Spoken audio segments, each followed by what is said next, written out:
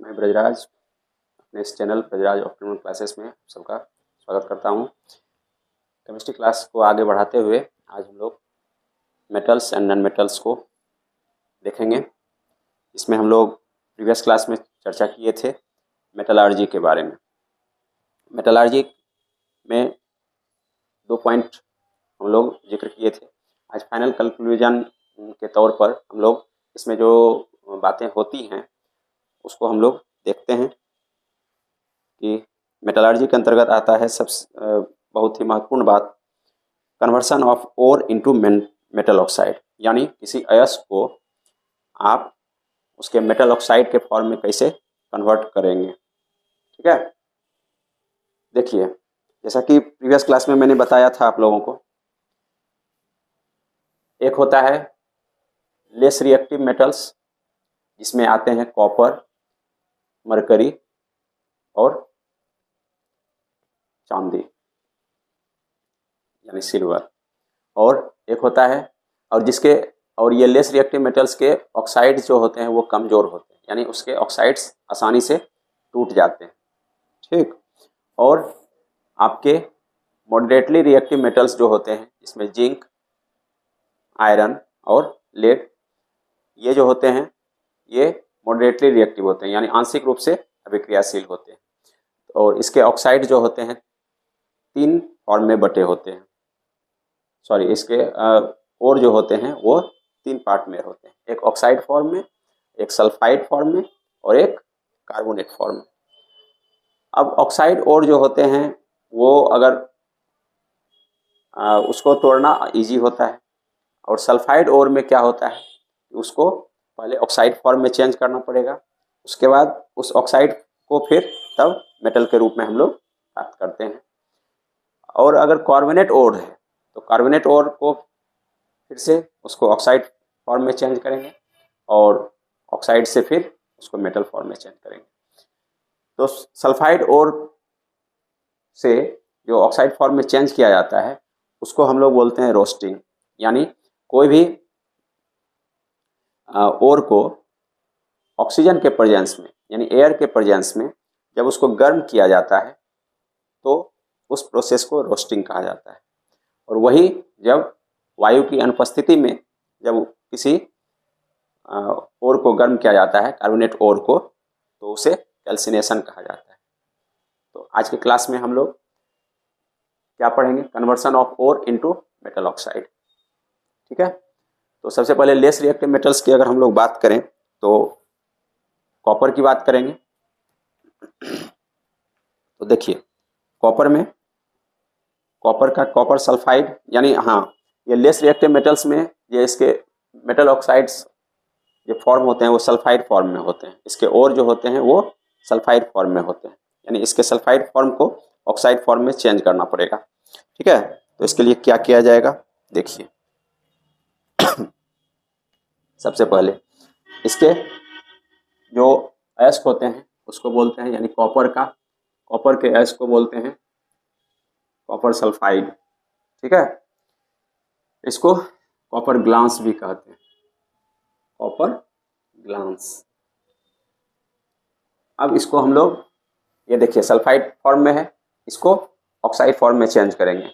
तो कैसे करेंगे, तो Cu2S, तो इसको हम लोग क्या करेंगे, रोस्टिंग करेंगे। इस प्रोसेस को हम लोग रोस्टिंग कहते हैं, यानी heat strongly air in the air presence. ठीक है, यानी इसको अगर हीट करते हैं, ठीक, हीट अगर करते हैं स्ट्रांगली एयर प्रेजेंस में, और इस प्रोसेस को कहा जाएगा क्या, रोस्टिंग। ठीक है, यानी कॉपर सल्फाइड की यदि रोस्टिंग किया जाए तो हमें क्या प्राप्त होगा,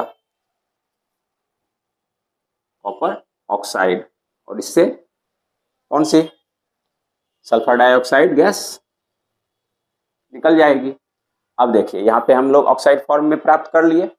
अब ये इसको क्या करना है इससे कॉपर प्राप्त करना है हमको, फिर पहले कॉपर सल्फाइड से कॉपर ऑक्साइड निकाले। ठीक है, अब इससे क्या करेंगे, इसको हम लोग, ठीक है,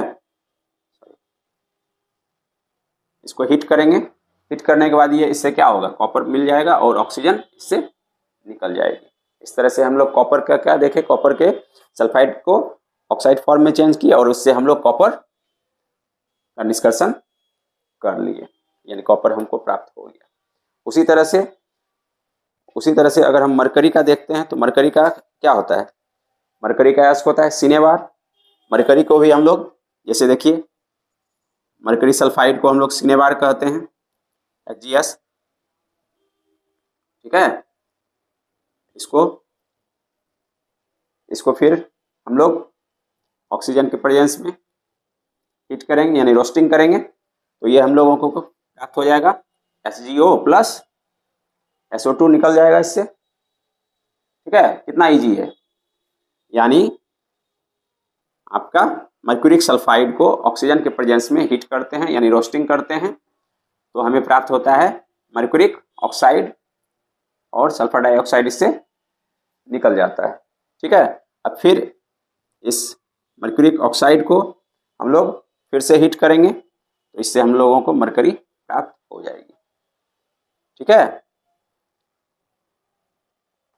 इसी तरह से Ag का होगा, ठीक। उसके बाद ये मैंने बताया लेस रिएक्टिव मेटल्स का। अब हम लोग आएंगे मॉडरेटली रिएक्टिव मेटल्स का।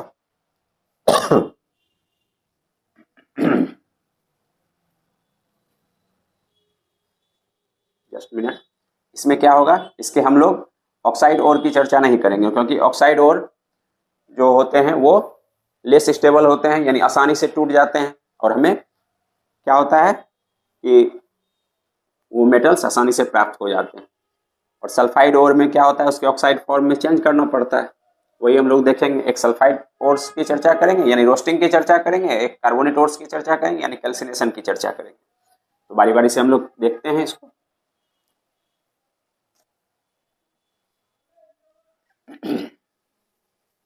देखिए, सबसे पहले इसमें जिंक आता है, ठीक है। तो जिंक सल्फाइड लेंगे, जिंक का क्या लेंगे, सल्फाइड ही ना लेंगे, रोस्टिंग कराना है तो सल्फाइड ओर्स लेंगे। जैसे देखिए ZnS, इसको हम ऑक्सीजन के साथ यानी रोस्टिंग करा रहे हैं, ठीक। तो इससे हमें क्या मिलेगा, ZnO प्लस SO2, ठीक। अब यहां एक समझने वाली बात है कि यहां तो हम लेस रिएक्टिव मेटल्स में देखें क्या इसके ऑक्साइड लेस स्टेबल होते हैं, लेकिन इसके ऑक्साइड इसके कंपैरिजन में थोड़े मजबूत होते हैं, जिससे कि ये आसानी से नहीं टूटते, यानी इसको अगर जनरली हीट किया जाए तो वो नहीं टूटेंगे। तो इसके लिए क्या करना पड़ेगा, इसके लिए कुछ उससे ज़्यादा रिएक्टिव एजेंट को लाना पड़ेगा, ठीक है। तो क्या होगा, तो कार्बन से इसको हम लोग अभिक्रिया कराएंगे। जैसे जिंक ऑक्साइड लिए, इसको हम लोग अगर कार्बन के साथ करते हैं तो जिंक हमें मिल जाएगा, ठीक है। समझ में आई, ठीक। और हमें कार्बन मोनोऑक्साइड प्राप्त हो जाता है इससे, ठीक है। यानी जिंक हम देखें क्या, मॉडरेटली रिएक्टिव मेटल्स के ऑक्साइड जो होते हैं अपेक्षाकृत इससे मजबूत होते हैं लेस रिएक्टिव मेटल से, इसीलिए इसको हम लोगों को एक रिड्यूसिंग एजेंट लाना पड़ता है जो कि कार्बन होता है, और कार्बन से इसको अभिक्रिया करते हैं तब इसका ऑक्साइड फॉर्म टूटता है और हमें जिंक प्राप्त होता है और कार्बन मोनोऑक्साइड गैस के रूप में निकल जाता है, ठीक। उसी तरह से अगर कार्बोनेट ओर्स की चर्चा करते हैं, ZnCO3, इसको अगर हम लोग क्या करेंगे, इसमें तो रोस्टिंग नहीं करेंगे क्योंकि ये तो एयर के एब्सेंस में होता है। कैल्सिनेशन क्या होता है, कैल्सिनेशन होता है एयर के प्रेजेंस में हीटिंग को हम लोग कैल्सिनेशन कहते हैं, ठीक है। तो इसमें हम लोग करेंगे ZnCO3 को हीट करते हैं एयर के प्रेजेंस एब्सेंस में, तो हमें क्या मिलेगा, क्या मिलेगा, जिंक ऑक्साइड मिलेगा और SO2 इससे निकल जाएगा, ठीक है। सॉरी, CO2 नहीं निकलेगा, कार्बोनेट ग्रुप है ना, कार्बोनेट ग्रुप है तो इसमें SO2 कहाँ से आएगा, सल्फाइड है में आता है, सॉरी। इसके लिए देखिए कार्बोनेट ग्रुप है तो इसमें कार्बन डाइऑक्साइड निकलेगा, ठीक। अब इसको फिर हम लोग जिंक ऑक्साइड को क्या करेंगे, जिंक ऑक्साइड को फिर से, अब कार्बन डाइऑक्साइड निकला है तो इसको कार्बन मोनोऑक्साइड के साथ अभिक्रिया कराएंगे, तब हमको लोगों को जिंक मिल जाएगा और ऑक्सीजन से निकल जाएगा। यानी हम लोग क्या देखें कि जिसके ऑक्साइड मजबूत होते हैं उसको रिड्यूसिंग एजेंट लाना पड़ता है, कोई दूसरा जो उसके अपेक्षा मजबूत हो, तब वो जाकर के वो अपने मेटल्स में प्राप्त होते हैं। ठीक है, यहां तक हम लोगों ने देखा कि मॉडरेटली रिएक्टिव मेटल्स को हम लोग ऑक्सीडाइज करके मेटल्स के रूप में प्राप्त कर लिए।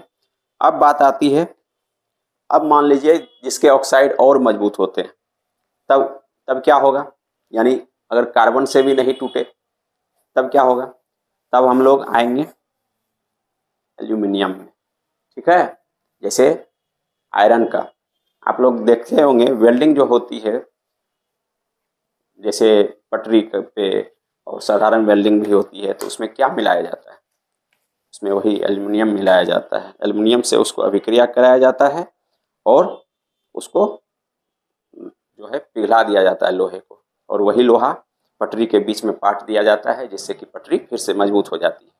ठीक है, और इस प्रोसेस को हम लोग बोलते हैं, जब लोहे के साथ अभिक्रिया होती है इस प्रोसेस को, इस रिएक्शन को बोलते हैं थर्माइट रिएक्शन।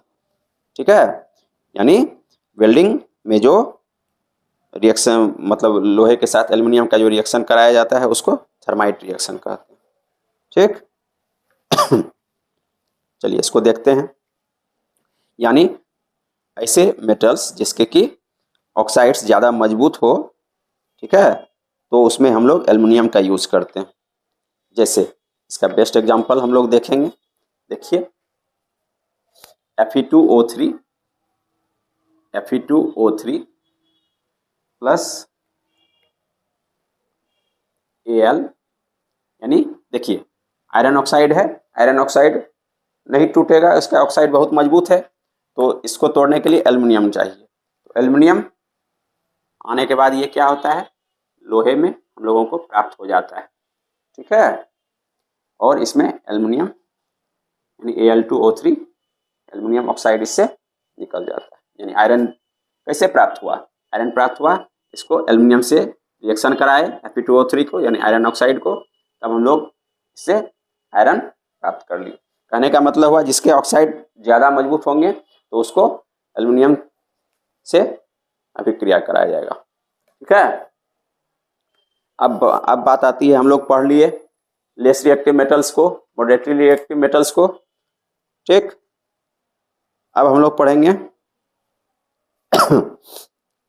जो हाईली रिएक्टिव मेटल्स होते हैं। ठीक है, उसको देखिए, उसमें कौन कौन आएगा हम लोग देखते हैं। सीरीज देखिए, हाईली रिएक्टिव मेटल्स में क्या आएगा, पोटेशियम आएगा, सोडियम आएगा, कैल्शियम आएगा, मैग्नीशियम आएगा और एल्युमिनियम आएगा, है ना। उसको देखते हैं फटाफट। उम्मीद है कि क्लास समझ में आ रही होगी। चलिए देखते हैं।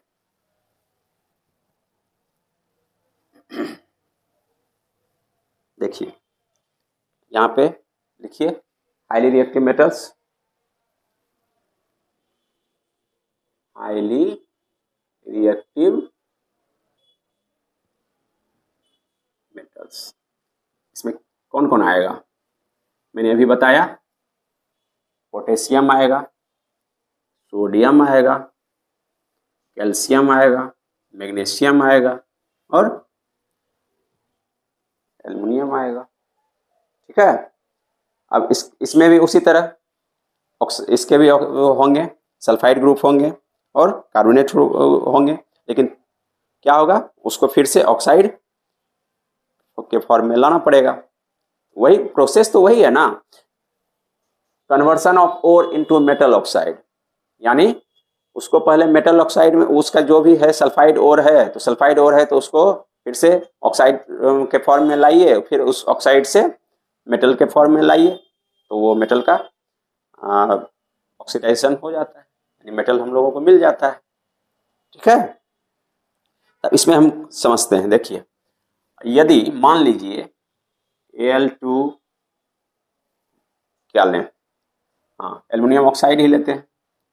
ठीक, इसको यदि कार्बन के साथ रिएक्शन कराएंगे तो क्या होगा। उसके बाद एल्युमिनियम ऑक्साइड को यदि एल्युमिनियम के साथ रिएक्शन कराएंगे तो क्या होगा, और यदि मैग्नीशियम ऑक्साइड को एल्युमिनियम के साथ रिएक्शन कराएंगे तो क्या होगा। जरा सोचिए, सोचने वाली बात है। ठीक है, देखिए एल्युमिनियम ऑक्साइड इससे ज़्यादा मजबूत है, यानी एल्युमिनियम जो है कार्बन से ज़्यादा मजबूत है, तो इसलिए इसमें रिएक्शन नहीं होगा। फिर एल्युमिनियम एल्युमिनियम से रिएक्शन नहीं करेगा। ठीक है, उसके बाद मैग्नीशियम इससे ज़्यादा मजबूत है। ठीक है, तो इससे भी रिएक्शन नहीं होगा। यानी रिएक्शन होने के लिए जरूरी क्या है कि इसके ऑक्साइड से ज़्यादा मजबूत इधर रिड्यूसिंग एजेंट होना चाहिए। यहाँ रिड्यूसिंग एजेंट जो है वो या तो कमजोर है या बराबर है या उससे कम है। ठीक है, इसीलिए रिएक्शन इसमें नहीं होगी। तब इसका रिएक्शन होगा कैसे, ये भी सोचने वाली बात है ना। आखिर रिएक्शन करके इसको तोड़ना तो पड़ेगा, तभी ना मेटल मिलेगा। अगर मान लीजिए एल्युमिनियम ऑक्साइड से हमको एल्युमिनियम निकालना है तो इसको हम लोग कैसे निकालेंगे, इसके ऑक्साइड फॉर्म को तोड़ेंगे तभी ना निकलेगा। तो इसके ऑक्साइड फॉर्म को चेंज करने के लिए सबसे प्रोसेस क्या होती है, अगर आप लोगों ने पहले पढ़ा होगा तो इलेक्ट्रोलाइसिस के बारे में। इलेक्ट्रोलाइसिस क्या होता है, इलेक्ट्रोलाइसिस होता है उसके आयंस को हम लोग पार्ट वाइज तोड़ देते हैं, वही प्रोसेस इलेक्ट्रोलाइसिस होती है। एकदम साधारण भाषा में मैं समझा रहा हूँ। ठीक है, जैसे देखिए NaCl, NaCl क्या होता है, सोडियम क्लोराइड।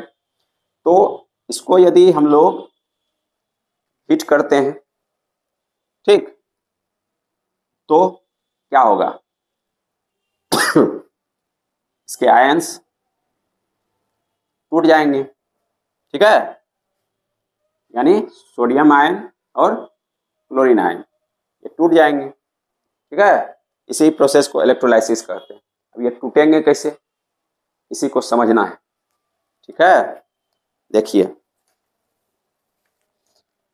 चलिए इसको समझते हैं।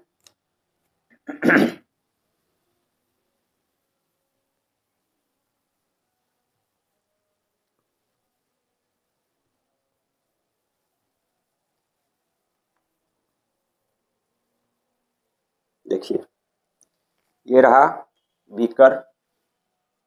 ठीक है, ये रहा एक बीकर, उसमें हम लोग डाल दिए एसिड।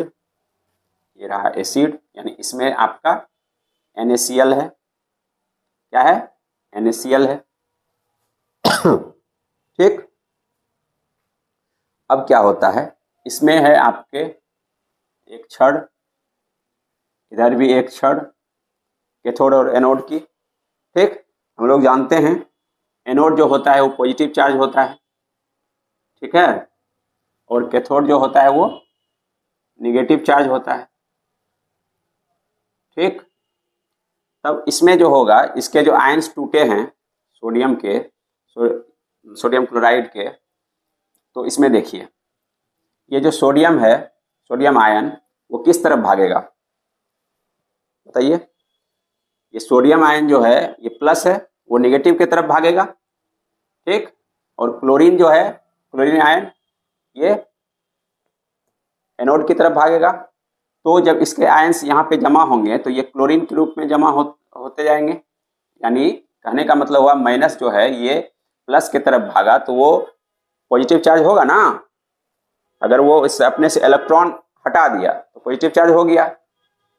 समझिए बात को, यहाँ पे निगेटिव चार्ज है। निगेटिव चार्ज जब इसमें एनोड में जुटा, एनोड तो प्लस है, पॉजिटिव है, तो निगेटिव पॉजिटिव के पास आया तो पॉजिटिव एनर्जी आई, तो ये क्लोरीन में कन्वर्ट होते गया। ठीक है, क्लोरीन आयन जो है वो क्लोरीन में कन्वर्ट होते गया। ठीक, और उसी तरह सोडियम आयन जो है वो प्लस है, यहाँ माइनस के पास आया तो इसमें सोडियम के रूप में ये यहाँ पे जमा होते गया, और यही होता है, यानी ये कैथोड की छड़ है और ये एनोड की छड़ है। तो यहाँ पे क्लोरीन जमा हो गया और यहाँ पे सोडियम जमा हो गया। हमको निकालना क्या है? सोडियम निकालना था, ठीक है, यही ना निकालना था। यानी जो भी आपके मेटल ऑक्साइड होते हैं, या इसमें मैंने क्लोरीन NaCl का एग्जांपल लिया, इसी में से हमको सोडियम निकालना था, तो सोडियम तो निकल गया ना, यही छड़ को झाड़ दिए तो सोडियम से निकल गया। समझे? यही था समझने की बात। ठीक, अब इसमें एक टर्म आता है ऑक्सीडेशन और रिडक्शन, यानी इसमें एक टर्म आता है ऑक्सीडेशन और रिडक्शन। देखिए ऑक्सीडेशन क्या होता है, यानी गेन ऑफ ऑक्सीजन, यानी ऑक्सीजन को प्राप्त करना ऑक्सीडेशन होता है। ठीक है, यानी उसमें जब ऑक्सीजन गेन होगा तो ऑटोमेटिक है कि इलेक्ट्रॉन जो होंगे उसमें लॉस होंगे। ठीक है, और इलेक्ट्रॉन लॉस होगा और ऑक्सीजन गेन होगा, तो उस प्रोसेस को ऑक्सीडेशन कहते हैं, ऑक्सीकरण। और रिडक्शन में क्या होगा?